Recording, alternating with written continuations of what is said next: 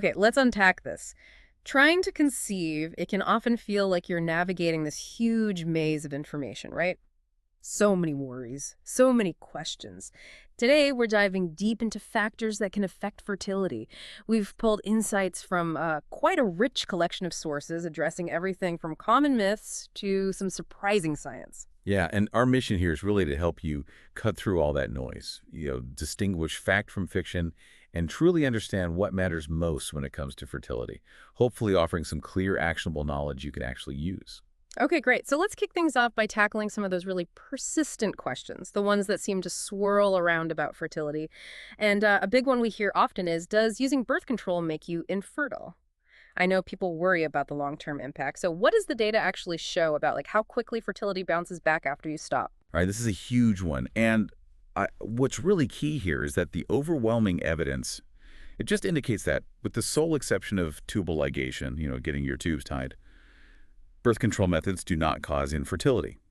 Hormonal birth control, it works by temporarily stopping ovulation, thickening cervical mucus, thinning the uterine lining, but these are all temporary effects. They reliably reverse once you stop using it. Okay, temporary. That's the key word. Exactly. And there was this large review looking at nearly 15,000 women.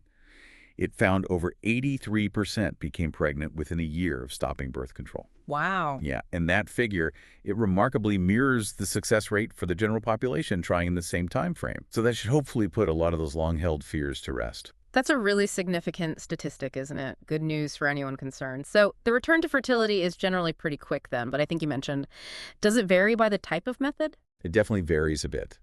So while it can be almost immediate if you have an IUD removed or maybe take a few cycles after stopping the pill, the longest delay is typically seen with the birth control shot, the injection. That can take maybe 5 to 8 menstrual cycles for fertility to completely normalize. 5 to 8 cycles. Okay. And what about Plan B? The morning after pill. Does that have any long-term impact? No, Plan B, or emergency contraception as it's also called, it also does not affect your long-term fertility at all.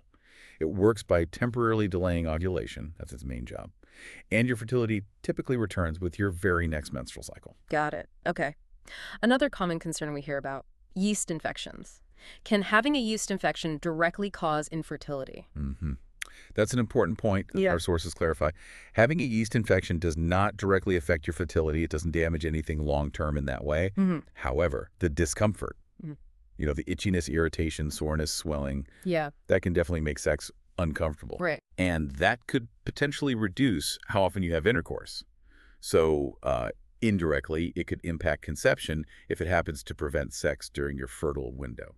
Okay, so the infection itself isn't the fertility issue. It's more the practical side effect of discomfort. And just to remind listeners, a yeast infection, that's the common fungal thing, right? Often with that white, cheesy discharge. Exactly, and usually caused by things like changes in vaginal acidity, maybe illness, antibiotics, even wearing moist clothing for too long. Pretty common stuff. But is there ever a case where the symptoms of a yeast infection might be confused with something more serious, something that could affect fertility? Absolutely, and this is a really crucial distinction to make. Some symptoms of yeast infections, the itching, the discharge, they can mimic other conditions, things like bacterial vaginosis or even STIs like gonorrhea or chlamydia. Oh, okay. And those conditions, especially chlamydia and gonorrhea, can cause scarring and blockages in the fallopian tubes if left untreated. And that can definitely affect your ability to get pregnant. So the takeaway is, if the symptoms stick around, even after treatment or seem unusual, definitely see a doctor. Yes, absolutely. Get it Yeah. checked out properly to rule out anything more problematic. Okay. What about something maybe a bit more relaxing? Hot tubs. Is it okay to get in a hot tub while you're actively trying to conceive? Yeah, interesting question. For women, our sources say it's generally fine. There's really no solid scientific evidence suggesting that the heat or the chemicals in a standard hot tub negatively affect female fertility or egg quality. But, and this is a big but, here's where it gets really interesting, especially for any men listening. How so? What's the deal for men? Well, for men, it's a totally different story.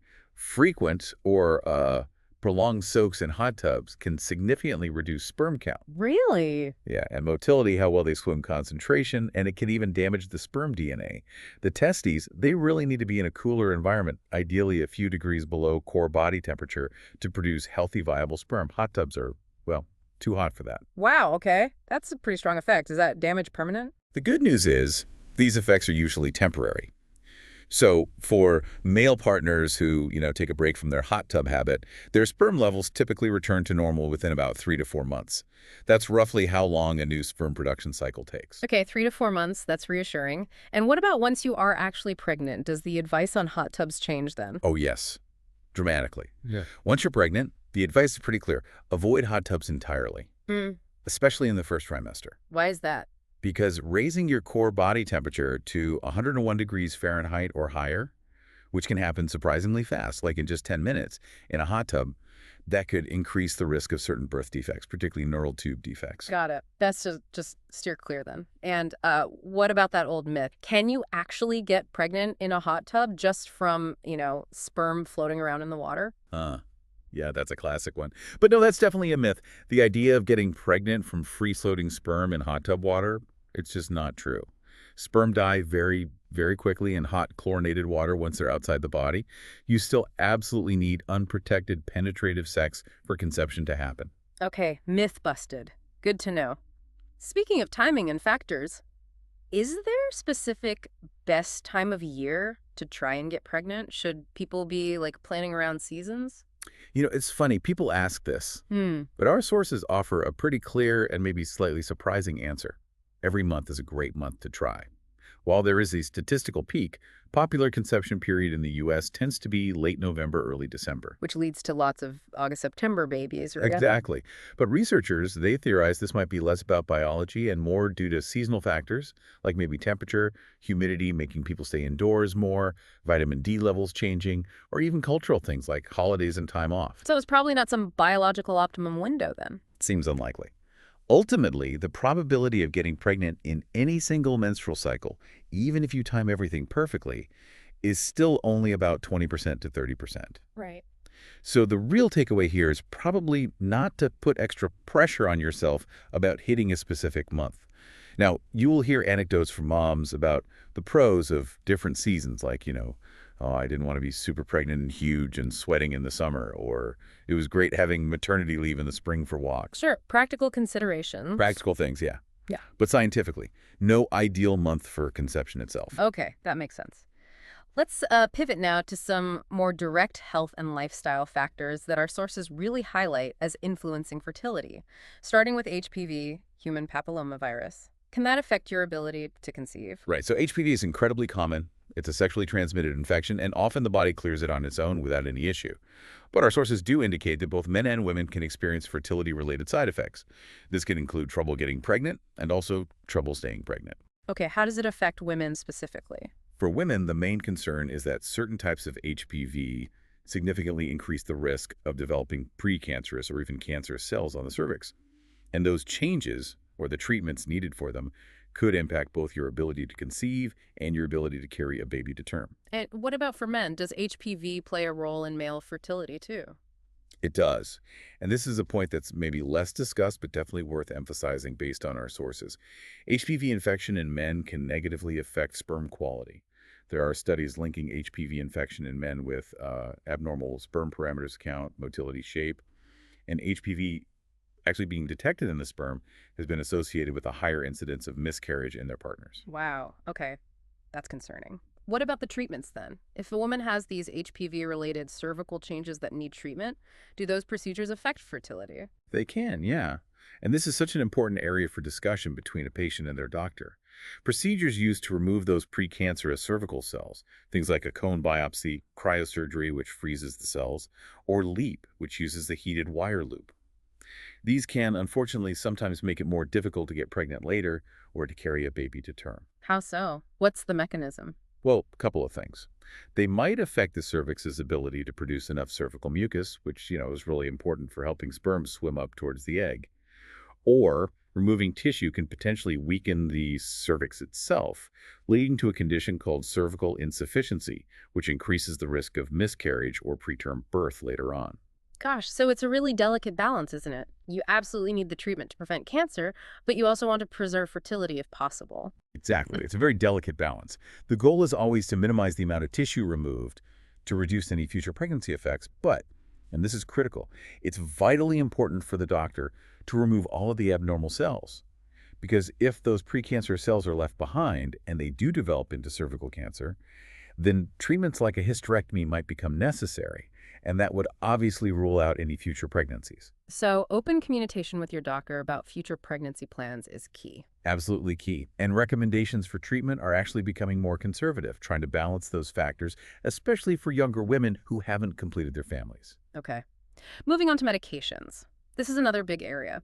Is it safe to take medicine while you're trying to conceive, or should people just stop everything? Well, the really strong general advice from our sources is consult your doctor before making any changes to medications. That includes prescriptions, over-the-counter drugs, even supplements and herbs. Don't just stop things on your own. In fact, for some conditions, it might actually be safer for both you and a potential pregnancy to continue certain prescription medications than to abruptly stop them. Okay, so doctor consultation first, always. But given that, are there specific medications or categories that our sources flag as definite no-goes when trying to conceive? And, why are they so problematic? Yes, absolutely.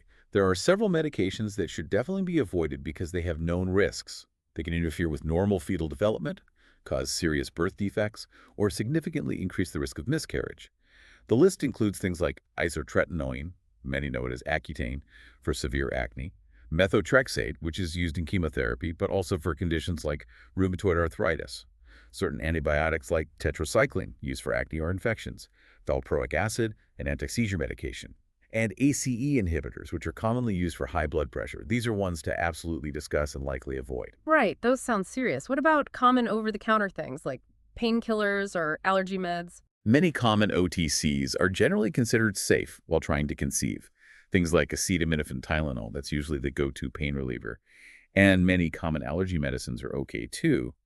However, it's still really crucial to read the labels carefully and, ideally, discuss even these with your doctor or pharmacist, especially once you're pregnant. For instance, some nonsteroidal anti-inflammatory drugs, NSAIDs like ibuprofen found in Motrin, Advil, Aleve, while okay sometimes before pregnancy, are generally not recommended during pregnancy, especially later on. So the core message again is just constant open communication with your healthcare provider, especially if you get pregnant unexpectedly while taking something, right? And never just stop at prescription cold turkey. Exactly. That's the safest path for everyone involved. Okay, let's turn to another lifestyle choice that comes up a lot now. Marijuana use.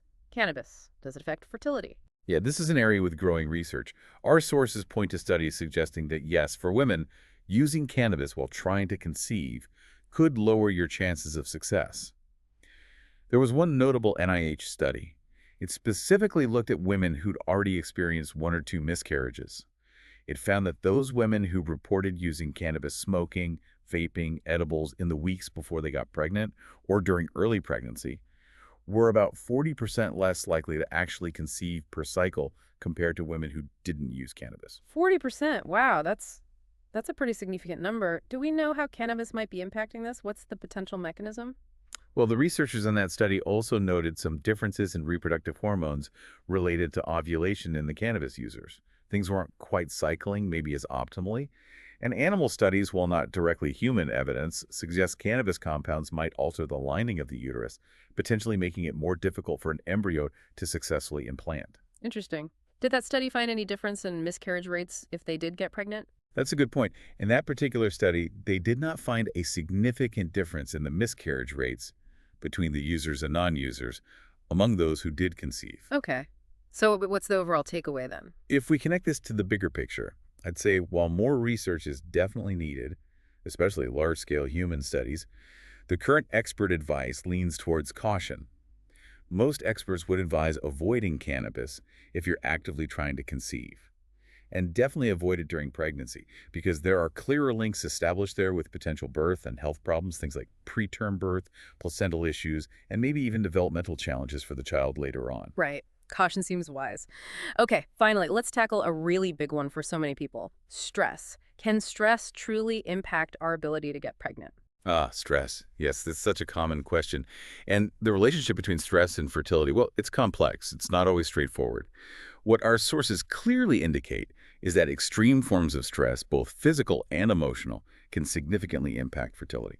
We're talking about things like the trauma of losing a loved one, or severe physical stress like malnutrition, maybe from anorexia, or even extreme exercise without enough calories to support it. Okay, so major stressors. Let's unpack that. How does that actually work physiologically? What's the mechanism connecting extreme stress to fertility problems? Well, when you're under significant stress, your body produces chemicals like cortisol, the main stress hormone, and also enzymes like alpha amylase. These stress responses can actually alter the balance of your reproductive hormones. For instance, high stress can potentially inhibit estrogen production, which could affect egg quality or ovulation. There's also evidence that another stress hormone, CRH, which is found in reproductive tissues like the uterus, might interfere with embryo implantation. And other signals from the stress nervous system can even impact blood flow to the reproductive organs, which isn't ideal for conception. Okay, so there are plausible biological links. Does the research consistently show this connection in, say, people undergoing fertility treatments or just trying naturally, or are there nuances? That's a great question because the research landscape here is a bit varied, honestly. Some studies have shown clear links. For example, studies measuring stress levels through saliva enzymes like that alpha amylase or using self-reported stress questionnaires have linked higher stress levels to reduced fertility, lower chances of conception per cycle, problems with anovulation, and even lower success rates with IVF. Can you give an example? Sure. One study found that women with the highest levels of alpha amylase in their saliva had about a 29% reduction in their fertility, their chance of conceiving each month. And they were actually twice as likely to meet the clinical definition of infertility compared to women with the lowest levels. Wow, okay. That sounds pretty direct. It does. But then again, other studies, often smaller ones, haven't found such a clear link. Some research looking at perceived stress levels or cortisol levels didn't find they were directly associated with IVF outcomes. Another study found no significant difference in conception rates between women reporting moderate to high stress and those reporting low stress. So it highlights the nuance. Maybe it's the type of stress or how individuals cope, or maybe measuring stress accurately is just really difficult in an ongoing area of research. Okay, so it's complex. Given that complexity, what does this all mean for someone who's trying to conceive right now and feeling stressed about it, maybe stressed about trying to conceive? Yeah, that's the million-dollar question, isn't it? I think one key takeaway here is that while the scientific link between, let's say, low-grade, ongoing, everyday stress and fertility isn't fully conclusive or perfectly understood, reducing negative stress is always beneficial for your overall health and well-being, regardless. And that can only be a positive thing when you're trying to conceive. Right. And techniques aimed at stress reduction have been shown to help. Things like cognitive behavioral therapy, CBT, various relaxation techniques, specific stress management programs, yoga, meditation, mindfulness. These have demonstrated benefits in reducing stress, anxiety, and depression symptoms, specifically in people dealing with infertility. And there's some evidence, though maybe not definitive yet, suggesting these interventions might, in turn, help increase pregnancy rates, perhaps by improving coping or reducing those physiological stress responses. So it really sounds like good self-care is always a win, whether or not it directly boosts conception rates scientifically. It just makes the journey better. Exactly. Prioritizing things like good sleep, eating a healthy, balanced diet. Our sources emphasize things like plant-based proteins, omega-3 fatty acids, lots of fiber, vitamins, minerals, while maybe limiting refined carbs, trans fats, and added sugars.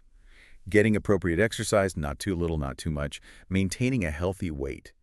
These are all crucial self-care practices, and our sources consistently emphasize that these do positively impact fertility, likely through multiple pathways including hormone balance and overall health. Okay, that's great practical advice. We've covered a lot of ground on what might impact fertility, the potential hurdles, but what can people actively do to try and boost their chances, to prepare for pregnancy? Right, so the core elements that come up again and again in our sources for getting pregnant more quickly really revolve around understanding your own cycle and getting the timing right.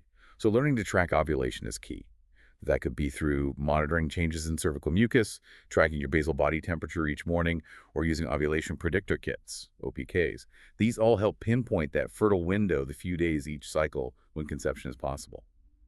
And we just established there's no magic best time of year, but timing within the cycle is crucial. What else can someone do to prepare themselves physically for a healthy conception and pregnancy journey? Well, beyond the cycle awareness and the healthy lifestyle choices we just discussed, diet, exercise, weight, stress management, our sources highlight some really important proactive health measures. For instance, something maybe not everyone thinks about in this context, getting your annual flu shot. The flu shot. Really? How does that relate? Yeah. It's not just safe, it's actually highly recommended for women who are trying to conceive, especially if you anticipate you might be pregnant during flu season, which is typically fall and winter. Why is it so important then? The reason is fascinating, actually. Pregnancy itself causes changes in your immune system, your heart, and your lungs that make you significantly more susceptible to getting severely ill from the flu.